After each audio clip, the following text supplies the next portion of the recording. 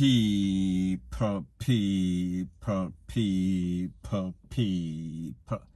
Que pasa, suck, say what they do.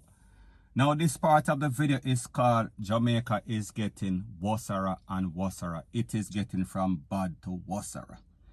Now it seems as if these murderers in Jamaica, they are no longer contented with just taking out one person at a time. Now people, them step up the pace, them step up the ante.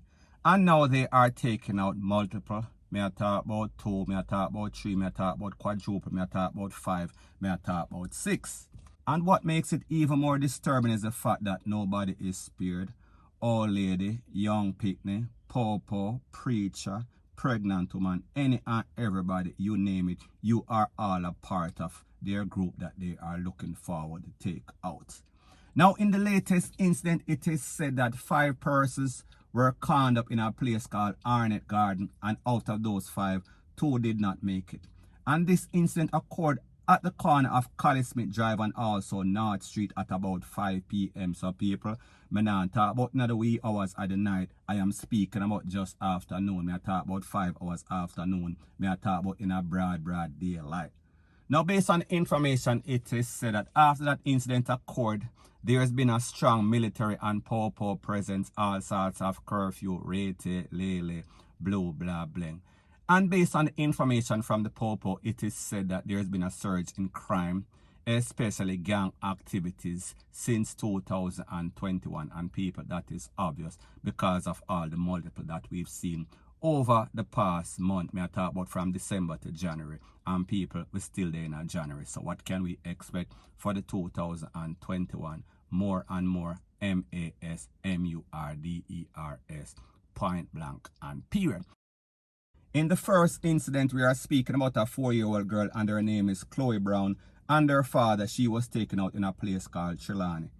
In the next incident, we are speaking about a triple con up in a place called Lincoln Avenue. And people, remember, we just had 25 persons taken out by the toll in about 72 hours. The next incident, 3 persons were conned up in a bar in a Norwood. We are talking about St. James, we are talking about Montego Bay. In the next incident, we are speaking about 5 persons who were conned up in a place called Almantown, Prince of Wales Street. In the next incident, a mother and daughter was conned up in a place called Olympic Gardens. In the next incident, 2 men in a place called Exchange, we are talking about St. Anne's. In the next incident, 6 persons caught up in a place called Denhamtown, Racecourse Lane to be specific. And in the second to last incident, we are speaking about 4 homeless persons were taken out, and at least 6 of them basically get chop up. And in this latest incident, we are speaking about 5 persons in a place called ARNETT Gardens. So people, the moral of the story is this. It is not looking too good for Jamaica. The future is not looking too bright because people, we see these persons, they are indiscriminate. They are taking out any and everybody, anytime, any place, whenever them feel like. I could on curfew, I could on checkpoint. It does not matter. I could on daylight, I could on in the midnight. People, them people, and I care. Point blank and period. So anyways, people, that is my views on the whole thing as it pertains to that. And like I say, it is just my views and opinion. It is not the gospel. Your views and opinion can be respectfully different from mine, but let me know what you think in the comment section. Bless up. Now before I move to the next part of my video, please subscribe to my next channel. It is called Jamaica Dancehall Source, and I'll be pinning the link to that channel in the description of this video. Also, please subscribe to this channel, and when you subscribe, please press the notification bell or icon, and also press all in the option. Now the next thing that is popping in the news is a story that I spoke about, basically broke the news yesterday on YouTube, in the news, rete, lele, blue, blah, bling. And I am speaking specifically about a 43-year-old lady from a place called Markham, we are speaking about in Canada. And her name, O.C. Toya, her government name, we are talking about Lataya Alacondor. Now, based on the information from the Pope, or based on the information from the family, sorry, it is said that she came to Jamaica to pursue some sort of business interest. And she had some sort of careless man. And the name of the careless man is Rogan Hilton. And that is his picture right here. Now, when I spoke about this story, I said that this incident occurred in a place called Runaway Bay innocent and maybe about on the 21st of January. So we are speaking about 5 or 6 days ago. 5 days if you're talking about yesterday. And I said that I was surprised that I did not see any type of article in the Gleaner, in the Star, in the Observer. I don't hear anybody on Loop talking about it. However, people, lo and behold, after I spoke about it, it is said that the Popo have some sort of persons of interest, and people, you know who that person of interest is. His name is Rojan Hilton, or Rojan Hilton, whatever the hell his name is. That is his picture right there, like you see. Now, based on the information, like I told you before, after this incident, the family was trying to contact Mr. Hilton and no answer. He basically disappeared off of the face of the earth. He was gone. Poof. So the people became very suspicious because they know that he is the person that she is in contact with in Jamaica. And them have some sort of relationship. I don't know if he might jump over a fence or whatever the case is. I don't know. Legally or consensually, I don't know. However, people, like I said before, something is very suspicious. The fact that after the lady got missing, he was also missing. So therefore, him take for himself. So therefore, he must have had some sort of suspicion or some sort of conscience that is bothering him. Now, what is even more disturbing, like I said, the family is saying that they are not getting any sort of assistance from the Pope or the relevant authority. It has basically gone cold.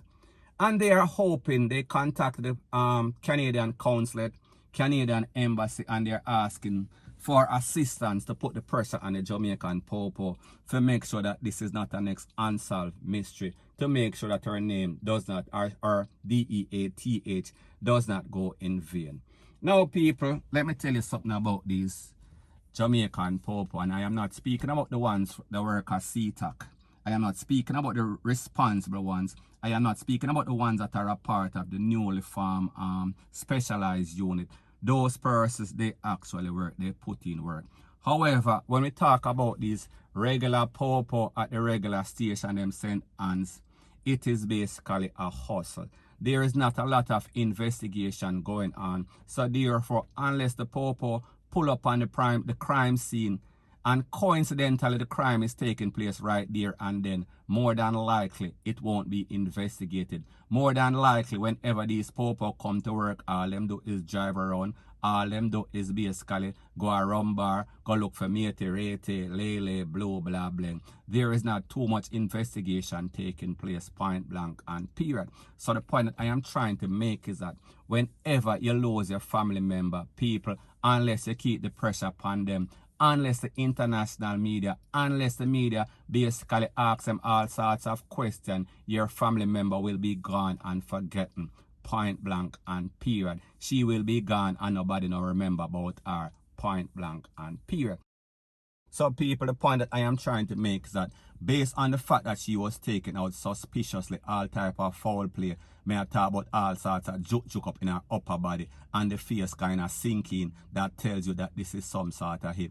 This tells you that this is somebody that want her gone and did not want people to know is oh. So I am just saying that this tells you that the person that took them out is somebody that they knew and they don't want this person to talk. They are silencing that person. So people, hopefully with the family members contacting the Canadian embassy and Canadian consulate, they will put some sort of pressure for these Popo, these lazy Popo in Jamaica for actually do some sort of investigation, do some sort of crime solving, point blank and period. So anyways, people, that is my views on the whole thing as it pertains to that. And like I say, it is just my views and opinion. It is not the gospel. Your views and opinion can be respectfully different from mine. But let me know what you think in the comment section. Bless up. Now, the next thing that is popping in the news is an update about the buzzing topic that is buzzing all over social media, all in the news. We are speaking about that incident in a place called Rocky Point, in which the plane flip over or flip and the people disappear. We are talking about the pilot, we are talking about the passenger. We are speaking about cargo. Now, when I spoke about that case as it pertains to that Canadian national that was taken out, and I said that it seems as if the Popo is not putting in any sort of investigation. They are not putting in any sort of work. The case just ended on the 21st of January. However, the case seems as if it is cold already.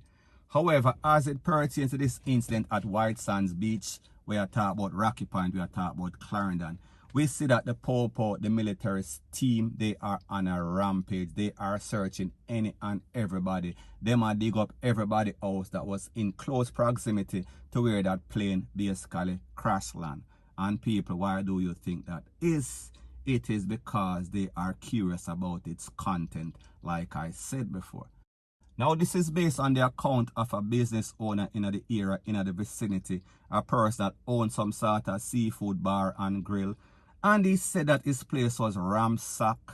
The Popo and the soldier them came with a warrant and them search in place. Them showed every drawer, them search every cracks and crevices. They search everywhere. Now, people, if they are looking for the pilot, obviously the pilot would not be in any sort of drawer.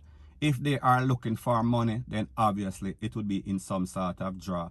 And based on the man's account, it is said that they took at least 300,000 or a couple of hundreds of thousands of dollars on people. He feels as if it has to do something with the plane that land. Now, people, when me ask you a question, or let me ask you a question.